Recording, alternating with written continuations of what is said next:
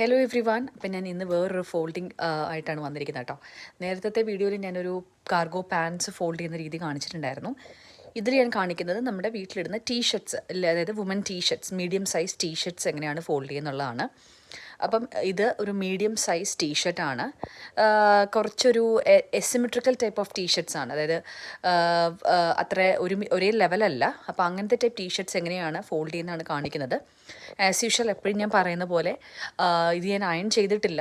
Drying ശേഷം ഞാൻ നന്നായിട്ട് ഹാൻഡ് പ്രസ് ചെയ്തിട്ട് ഈക്വൽ ലെങ്തിൽ അത് രണ്ടായിട്ട് ഫോൾഡ് ചെയ്തു. അതിനുശേഷം വീണ്ടും രണ്ട് സൈഡുകളും ഹാൻഡ് പ്രസ് ചെയ്യും. എന്നിട്ട് അതിൻ്റെ എൻഡിൽ നിന്ന് ഉള്ളിലേക്ക് മടക്കി വെക്കും. സ്ലീവ്സ് അതേപോലെ തന്നെ രണ്ട് സ്ലീവ്സും ഒരേ ലെവലിൽ മടക്കി ഹാൻഡ് പ്രസ് ചെയ്തിട്ട് രണ്ട് സൈഡും അകത്തേക്ക് മടക്കി വെച്ചതിന് ശേഷം മുകളിലത്തെ കോളർ ഭാഗം നന്നായിട്ട് ഉള്ളിലോട്ട് മടക്കും.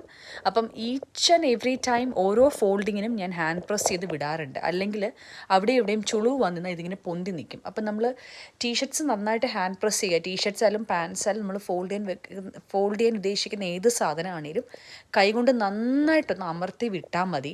അയൺ ചെയ്യുന്നതിൻ്റെ അതേ എഫക്റ്റ് ആയിരിക്കും. അപ്പോൾ അങ്ങനെ ചെയ്ത് ഏറ്റവും ഒരു ചെറിയ സ്ക്വയർ രീതിയിലാണിത് മടക്കി വെക്കുന്നത്.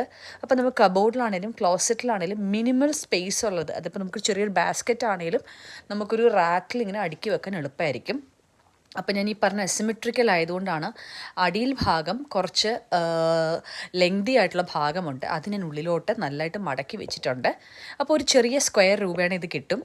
ചിലപ്പം അതൊരു ഇച്ചിരി എന്താ പറയുക, പൊന്തി നിൽക്കുന്നതുകൊണ്ടാണ് ഞാൻ വീണ്ടും ഒന്ന് തുറന്നിട്ട് കൈകൊണ്ട് നന്നായിട്ട് അമർത്തി തിരുമിയിട്ട് വീണ്ടും ഒന്നുകൂടെ മേളിൽ നിന്ന് മടക്കി തുടങ്ങുന്നത്. അപ്പം യൂഷ്വലി ഞാൻ വീഡിയോ എടുക്കുന്നതുകൊണ്ടാണ് ഇത്രയും ലെങ്തി ആയിട്ട് തോന്നുന്നത്. എനിക്കൊരു ജസ്റ്റ് 10-20 സെക്കൻഡ്സിൻ്റെ കാര്യമുള്ളൂ.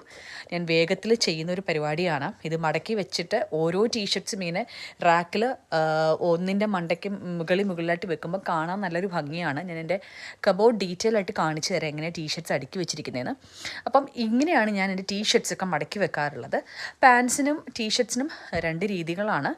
അപ്പോൾ ഇനി ഞാൻ മറ്റ് വീഡിയോകളിൽ ചുരിദാറും ടോപ്സും ഒക്കെ മടക്കി വെക്കുന്ന വീഡിയോസ് അപ്ലോഡ് ചെയ്യാം.